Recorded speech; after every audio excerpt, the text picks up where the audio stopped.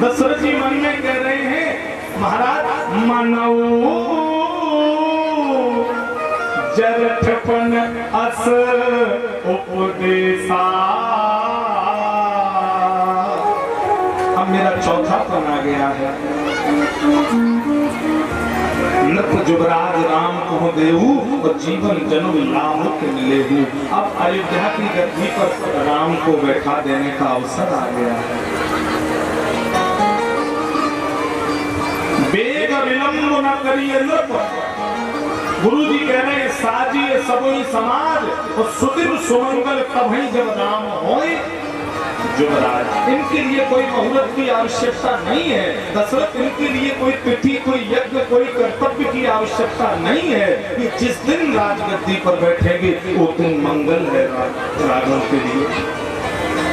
गुरु जी की बात आदेश हुआ बना दीजिए राजा। तो दशरथ जी ने गड़बड़ी कर दी। क्या गड़बड़ी कर दी? राजा बनाने जा रहे हैं, एक गलती कर दी।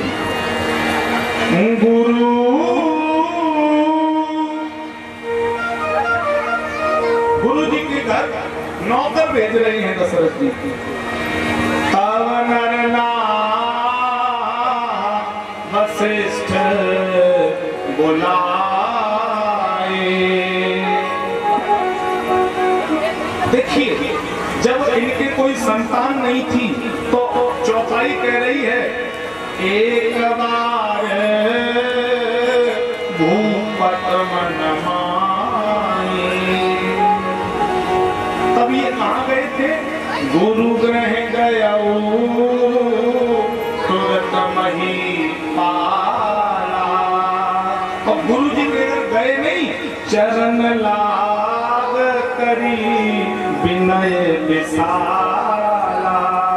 चरणों में जाके रोए हैं गुरु जी के आंगन में जाके राजा धरती पर पड़ा है। चला एक राजा जोगी को मनाने।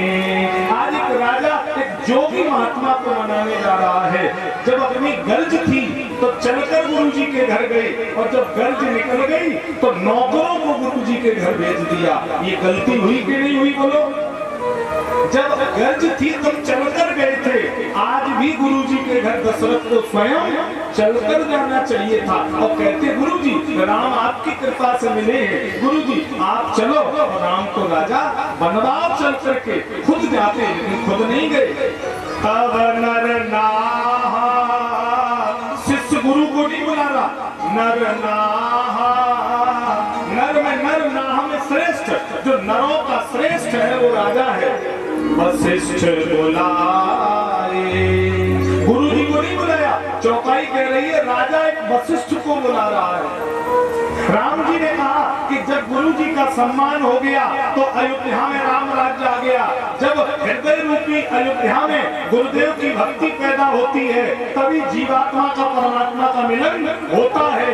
गुरु बिन भव निध तरय की कोई। लेकिन जिस दिन गुरुदेव का अनादर हो जाएगा उस दिन हृदय रूपी अयोध्या से राम निकल कर चला जाएगा। उस दिन राम अयोध्या छोड़कर चला जाएगा। आज अपमान हो गया। और इतना ही नहीं, नौकर गुरु जी को बुला करके ले आए और फिर गलती कर दी। गुरु जी से कह रहे हैं गुरु जी राम धाम सिख देन पठाए। गुरु जी आप राम जी के कमरे में चले जाओ। राम जी के कमरे में क्यों? गुरु जी आप राम जी के कमरे में चले जाओ और राम को कल राजा बनना है ना तो कुछ बातें बता दो जाकर के। हा गुरु जी को आदेश दे रहे हैं दशरथ कि तुम कमरे में चले जाओ। अरे राम से कहना था कि राम गुरु जी तुम्हारे कमरे में नहीं रहेंगे, तुम्हें गुरु जी के पास चलकर जाना है। लेकिन यहाँ सब उल्टा हो रहा है, यहाँ गुरु जी को आदेश दिया जा रहा है। गुरु जी राम जी के पास गए। राघव के आंखों में आंसू हैं। गुरु जी आप चलकर आए, आप यहाँ चलकर क्यों आए गुरुदेव? चरणों में गिरकर गुरु पद पंकज सेवा तीसर भक्ति गुरु जी ने राम को उठा करके अपने हृदय से लगा लिया। गुरु जी बोले राघव तुम्हें कल राजा बनना है तो तुम्हें बात का ध्यान रखना है। क्या? राम करो सब संयम आजू, राम करो सब संयम आजू, जो विध कुशल निभाए काजू, जो विध कुशल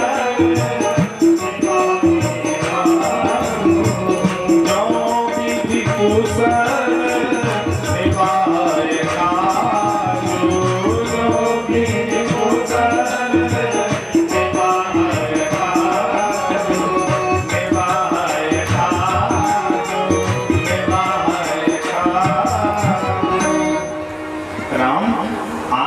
संयम से रह लेना। कल अगर विधाता चाहेगा तो तुम्हें राजा बनने से कोई रोक नहीं पाएगा। ध्यान देना, यह बात गुरु जी ने अनुमोदन में राम जी से कह दी। ये बात अगर गुरुदेव भगवान राम से न कहते, यह बात दशरथ जी से कह देते तो राम राजा जरूर बन जाते। यह बात दशरथ को बतानी थी। संयम की जरूरत राम जी को नहीं है, संयम की जरूरत है राजा दशरथ को।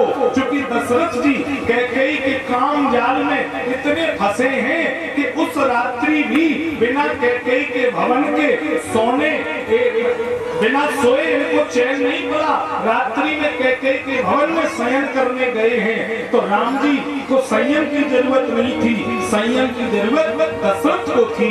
आज अगर दशरथ कैकेयी के भवन में न जाते, कल राम राजा बन जाते। कैकेयी खूब रूठी चली रहती, फिर कहीं कुछ ना होता, राम तो राजा बन जाते। लेकिन नहीं हुआ। संयम की जरूरत राजा दशरथ को है मेरे भाई। और ये गलती और दशरथ जी ने कर दी। क्या गलती कर दी?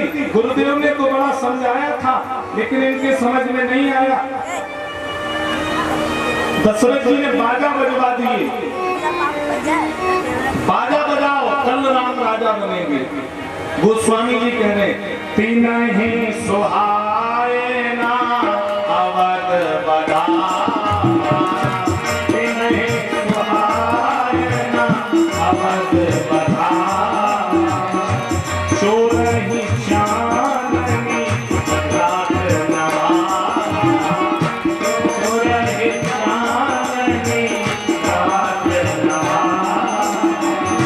तीन ही अधार न अवध बजा, तीन ही सुहाए ना अवध बजा, अवध बजा।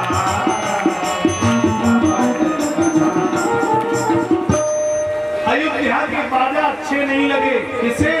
देवताओं को। क्यों? बोले जिस प्रकार चांदनी रात्रि चोरों को पसंद नहीं है, ऐसे ही अयोध्या के बाजा देवताओं को पसंद नहीं आए। और राजा दशरथ अगर बाजा ना बजवाते तो राम राजा जरूर बन जाते। आप कहोगे क्या बात हो गई? ये बाजा बज गए, इन्होंने खेल बिगाड़ दिया, इन बाजाओं ने काम बिगाड़ दिया। बाजा बजाने का अर्थ है ढिंढोरा पीटना। बाजा बजाने का अर्थ क्या है? ढिंढोरा पीटना। और दशरथ जी राजा बनाने के लिए बाजा बजवा रहे हैं, मतलब राम को राज्य देने का ढिंढोरा पीट रहे हैं। भगवान कह रहे हैं भावना में भावना तो भावना बेकार है, और भावना में भाव है तो भव से बेड़ा पार है। मुझे अपमान से जो देता है, मुझे जो ढिंढोरा पीट कर देता है, मुझे जो दिखावा करके देता है, मैं उसका कभी स्वीकार नहीं करता हूँ, मैं उसका कभी स्वीकार नहीं करता। और वही संपत्ति दशरथ ने दी तो नहीं लिया, और वही संपत्ति भरत जी चित्रकूट देने गए हैं और भरत जी रोकर कह रहे कि संपत्ति सब रघुपति के आई। भैया मेरा कुछ नहीं है, हम तो आपका आपको सौंपने आए हैं। तेरा तुझको अर्पण क्या लागे मेरा। तो भगवान कह रहे पत्रम पुष्पम फलम तोयम यो में भूतया परीक्षति। अगर प्रेम से कोई सूखे पत्ते भी मुझे दे तो मैं स्वीकार कर लेता हूँ। बाजा बजवा दिए दशरथ जी ने। आज सरस्वती की मति देवताओं ने फेर दी। सरस्वती ने आकर के कुटिल बुद्धि मंथरा की बुद्धि भ्रमित कर दी। ऊंच निवास नीच कर तूती, देख न सके पराई विभूति। गोस्वामी जी कह रहे हैं नामंथरा मंदमती चेरी कैकेयी केरी। मंथरा ने कैकेयी से जाकर के कहा नीचे मुंह करके खड़ी है। कैकेयी मंथरा को बहुत चाहती है। अरे मंथरा तू आज उदास क्यों है, परेशान क्यों है? पूरी अयोध्या प्रसन्न है, कल राम राजा बनेंगे, तेरे मुख पर मलिनता क्यों है? बहुत देर मंथरा बोली नहीं और जब बोली तो क्या बोली? महारानी रामायण छाण कुशल के ही आजू, रामायण छाण कुशल के ही आजू, यही जनेसु यही जो बराजू, यही जनेसु यही जो बराजू, यही जनेसु यही जो बराजू, प्राण के अधिक राम प्रिय मोरे। देखिए मंथरा ने भड़काया आज राम के सिवा कुशल अयोध्या में किसकी है रानी? तू किस प्रसन्नता की बात कर रही है? कैकेयी ने डांटा फटकारा, एक मंथरा तुझे मालूम नहीं प्राण से अधिक राम राम, प्राण से अधिक राम प्रिय मोर, इनके तिलक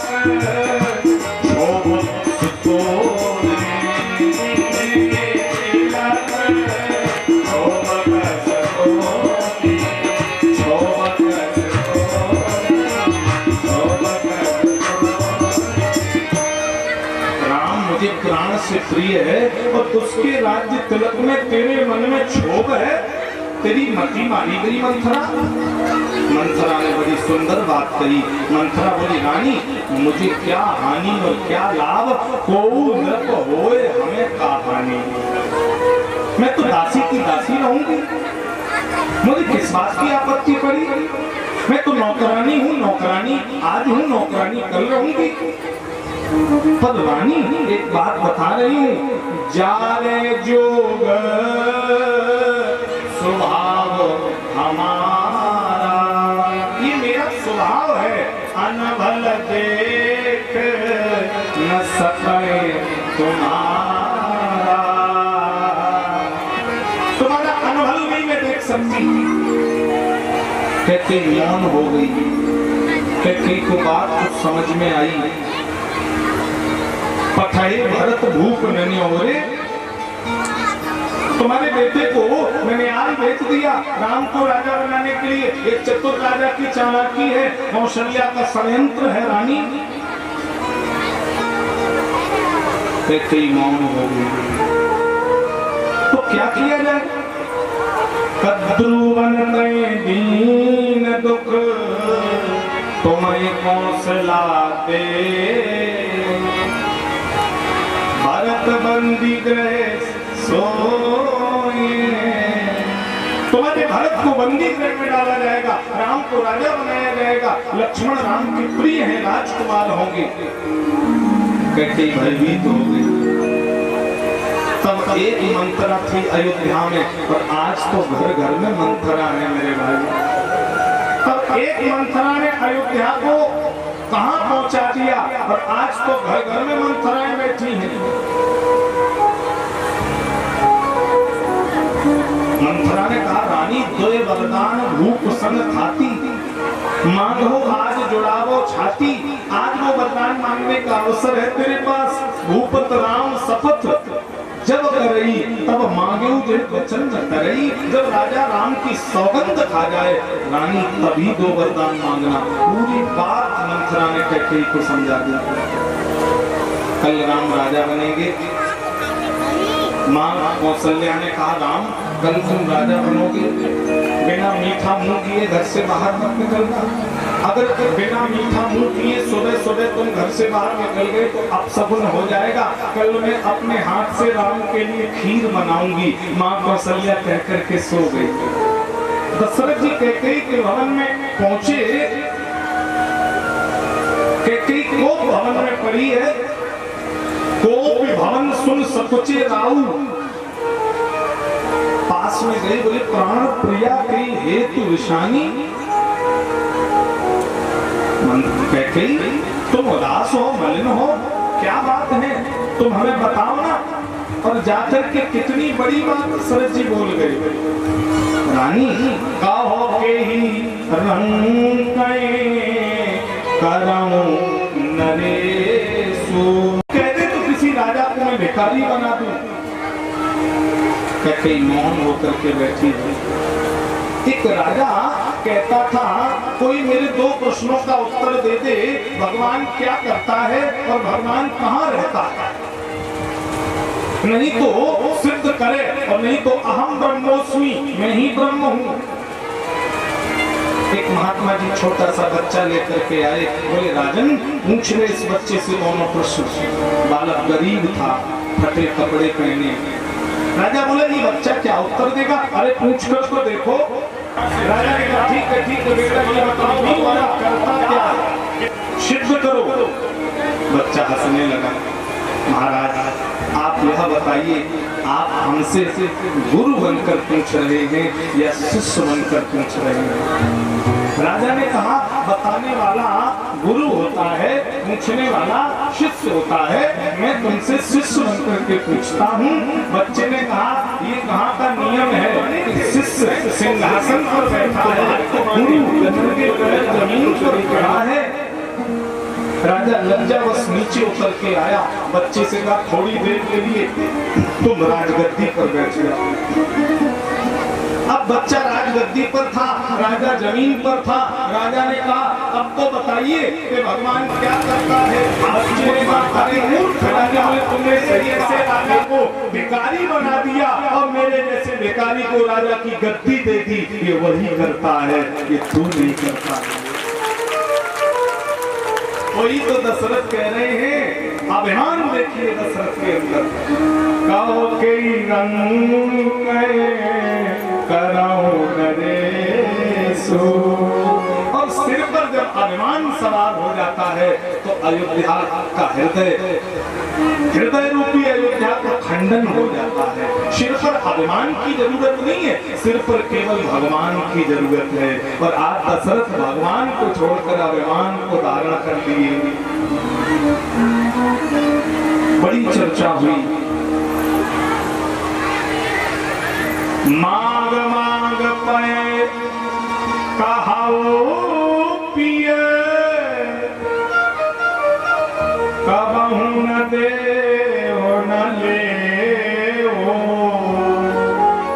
कई बार आप कह चुके कि मांगो मांगो। अरे देन करे वरदान दे, तेरी पावत संदेह। महाराज आपने मुझे दो वरदान देने को कहे थे ना, आप मुझे वही दो वरदान दो, मुझे और कुछ नहीं चाहिए। दशरथ जी का कहते, रघुकुल रीत सदा चले आई, प्राण जाए वर वचन न जाई। तू मांग ले, तुझे क्या चाहिए। कैकेयी बोली ऐसे नहीं मांगूंगी, तुम्हें जो चीज सबसे प्रिय है उसकी सौगंध खा करके बताइए कि आप हमें 2 वरदान देंगे। सबसे प्रिय दशरथ जी को क्या है? सब सुत मोहे प्रिय प्राण की नाई, पर राम देत नहीं बनय गोसाई। सबसे प्रिय राम जी हैं, राजा दशरथ पे ही पर राम शपथ करे आई। राम की सौगंध दशरथ जी ने खाई, कहते मांग ले जो मांगेगी सो दे दूंगा। मंथरा ने इशारा किया जल्दी बोल दे, अब लोहा गर्म है, चोट कर दे इस पर। कैकेयी उठ करके खड़ी हो गई, दशरथ जी से कह रही है सुनाओ प्राण प्रिय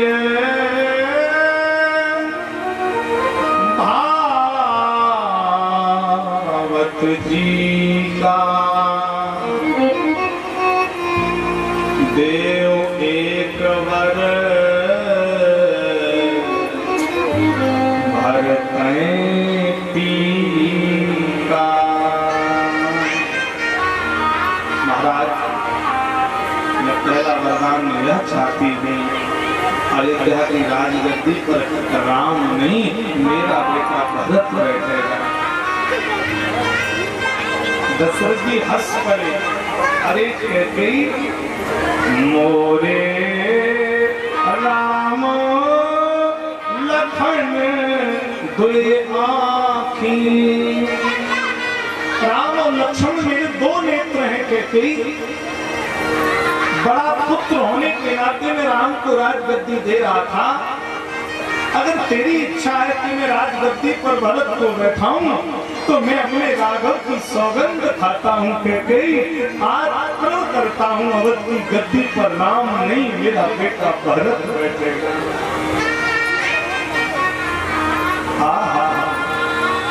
कैकेयी ने हाथ जोड़ लिए। पहले वरदान में हाथ नहीं जोड़े, जब दूसरा वरदान मांगा तो हाथ जोड़ रही है, क्योंकि कैकेयी को लग रहा कोई दूसरा वरदान महाराज दे तो नहीं, ऐसा तो नहीं। मांगो दूसर वर कर जोड़ी, हाथ जोड़ कर कह रही है पूर्वनाथ मनोरथ मोरे। महाराज हे चक्रवर्ती सम्राट, आप तो दान शिरोमणि हैं, मैं आपसे हाथ जोड़कर आग्रह करती हूँ आप दूसरा वरदान मुझे जरूर दे दें, मेरी इच्छा पूरी कर दें। महाराज दशरथ बोले मांग लो कैकेयी। ये वरदान दशरथ जी के प्राण ले लेगा। कैकेयी ने कहा महाराज तापस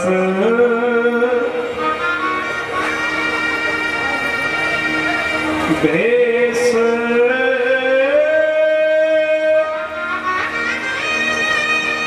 विशेष उदासी, 14 बरस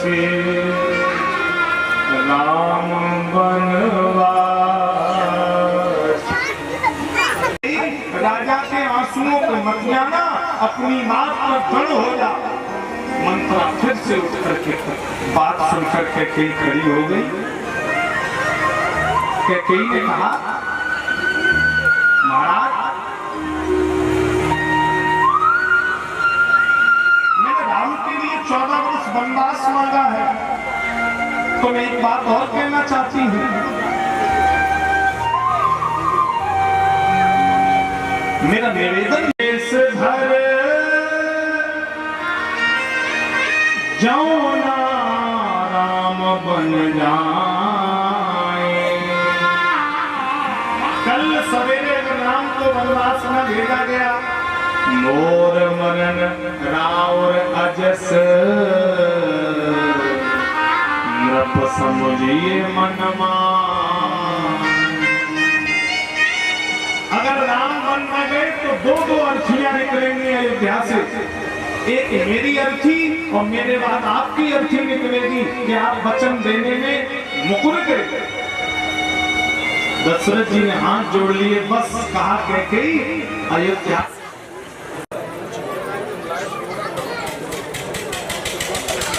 मेरे जीते जी दो अर्थियां नहीं निकलेंगी, अब अर्थी अयोध्या से एक निकलेगी, वो मेरी अर्थी होगी। अचेत होकर मूर्छित हो गए। सवेरा हुआ, हाँ सुमंत्र जागे, सुमंत्र ने देखा सूर्योदय हो गया, राजा निकल कर नहीं आए। पछले पहर भूप अस जागा, मोए आज बड़ अचरज लागा। महाराज सुमंत्र समझ गए कि कुछ अघटित घटना घटित होने वाली है। कैकेयी के भवन में गए, कैकेयी ने कहा सुमंत्र अभी श्रीमंत राम को लेकर के आओ, तुम्हें पूरा कारण पता लग जाएगा। सुमंत्र दौड़ते हुए राम जी के भवन में गए। मां कौशल्या खीर पका रही। भगवान ने सुमंत्र को आते देखा। देखिए कितना भगवान के अंदर आदर है।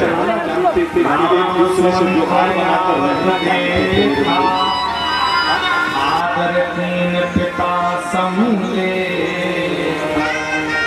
एक होने वाले राज्य के राजा के द्वारा अपने मंत्री के चरण छुए जा रहे हैं, वरिष्ठ मंत्री का आदर किया जा रहा है। राम अभी इसी वक्त पिताजी ने मां कैकेयी के भवन में बुलाया। भगवान नंगे पैर दौड़ पड़े। अचेत दशरथ को देखा। राम जी ने हाथ जोड़े और दशरथ जी के सिर को अपने गोद में रखा। पिताजी आपने मुझे बुलाया, आपकी ये दशा पिताजी क्या हुआ? राघव के नेत्र सृजन हो गए। मां कैकेयी की तरफ देखने लगे, मां पिताजी को क्या हो गया? कैकेयी ने कहा राम अयोध्या के राजा तुम नहीं बनोगे, अयोध्या का राजा मेरा भरत बनेगा और तुम्हें 14 वर्ष के लिए वनवास जाना पड़ेगा। इतनी सी बात पर ये अचेत होकर के पड़ेगी। राम जी ने सुना तो हाथ जोड़ लिए, बोले मां अयोध्या का राजा भरत बनेगा, राम नहीं बनेगा। बोले आज मैं जितना प्रसन्न हूँ इतना कभी नहीं था, क्योंकि माँ हर बड़ा भाई चाहता है कि उसका छोटा भाई उससे भी बड़ा आदमी बने। माँ हर बड़े भाई की इच्छा होती है उसके सामने उसका छोटा भाई घर की जिम्मेदारियां संभाले। मेरा भरत राजा बनेगा, इससे बड़ी प्रसन्नता और क्या हो सकती है? बड़ भागी वह बेटा है जो पिता माँ का आज्ञाकारी है। हम स्वयं विचारा करते थे थोड़ा सा समय वनों में, और हम भी तो जाने दुख क्या है थोड़ा समय दुखी जनों में। इतना कहकर के राम जी वहां से चले। मां कौशल्या खीर का कटोरा लेकर खड़ी। राम तुम बिना मीठा मुंह लिए निकल गए, तुम्हें राजा बनना था। भगवान बोले राजा बन गया। कहां? बोले अवध का नहीं, मुझे वन का राजा बनाया गया। मां किसने राजा बनाया? पिताजी ने। कौशल्या बोली माँ का 10 गुना अधिकार पुत्र पर ज्यादा होता है पिता से। माँ कहती है राम बन नहीं जाएगा तो नहीं जाएगा। दशरथ जी के आदेश का पालन नहीं होगा। राम जी बोले माँ पिताजी ने अकेले नहीं, माँ ने भी कहा है। कौशल्या ने कहा जो पिता मात कहे बन जाना, तो कानन सत अवध समा। अगर माँ ने भी कहा तो राम चले जाओ, हम तुम्हें नहीं रोकेंगे। वो अयोध्या 100 अयोध्या के बराबर वो वन तुम्हारे लिए हो जाएगा, चले जाओ हम तुम्हें नहीं रोकेंगे। हाँ? ये अयोध्या कांड है, एक त्याग कांड है। एक सौतेली माँ के कहने पर राम वन छोड़ वन को चल दिए राज्य त्याग करके। लक्ष्मण जी को पता लगा, जानकी मैया को पता लगा, जिया बिन देह नदी बिन वारी, तैसे नाथ पुरुष बिन नारी। दशरथ जी बोले अरे बेटी तुम ना जाओ। तो मालूम जानकी मैया ने क्या उत्तर दिया? कौशल्या माँ से कह रही है माँ मैं उस घर से आई हूँ जहाँ बड़े बड़े योगी मुनि मेरे पिता के सामने निभते थे। मैंने वो दरबार देखा अपने मायके में। पिता चक्रवर्ती कौशल राहु और मेरे ससुर चक्रवर्ती दशरथ, जिनके यहाँ इंद्र जैसे बड़े बड़े देवता निभते हैं। एक दरबार में बड़े बड़े योगी मुनि मिलते हैं और एक दरबार में बड़े बड़े राजा मिलते हैं, लेकिन न सुख मुझे उस दरबार में मिला, न सुख मुझे इस दरबार में मिला जो सुख मुझे अपने राघव की चरण सेवा करने में मिला। इसलिए माँ, जहाँ राघव के चरण है वहाँ मेरे जीवन का सर्वस्व है। क्या भाव है जानकी भैया। लक्ष्मण जी रोकर के बोले भैया मैं भी चलूंगा। राम जी बोले गुरु, माता पिता गुरु इन सबको कौन देखेगा, तुम अगर मेरे साथ चलोगे। लक्ष्मण जी बोले मैं माता पिता गुरु किसी को नहीं जानता, गुरु खुद मात्र न जानो कोई, मैं किसी को नहीं जानता। राम जी बोले मैं जानकी से अच्छा ये नहीं मानता है तो एक काम करो लक्ष्मण, जाओ माँ से पूछो, जाके माँ से कह तो आओ। इतना रात लक्ष्मण जी भागे सुमित्रा के भवन में। राम जी बोले अभी अभी कह रहा था कि मैं माँ को जानता नहीं, अब देखो कैसे माँ के भवन में भागा। आवाज लगाई माँ माँ। सुमित्रा दरवाजे के पीछे खंबा पकड़ के बैठी है पर बोली नहीं। लक्ष्मण आवाज लगा रहे, सुमित्रा ने आवाज नहीं दी। लक्ष्मण जी आए, चरण पकड़े, बोले माँ तू बोलती काहे करती है। सुमित्रा ने कहा यहाँ तेरी माँ कहाँ है। अरे यहाँ तेरी माँ है ही नहीं। लक्ष्मण जी बोले मेरी माँ यहाँ नहीं है तो कहाँ है। सुमित्रा कह रही है आप तुम्हार मात तुम्हारी माँ तो वो जानकी है और पिता राम सब माती सने। चले जाओ अपनी माँ अपने पिता की सेवा करने के लिए, तुमरे भाग राम बन जाए तात है तो कछु सुमित्रा कह रही है तुम्हारे लिए तो राम बन जा रहे हैं, ऐसा अवसर तुम्हें तो मिला मिला। चले जाओ राम के साथ चले। क्योंकि भगवान का विवाह है और विवाह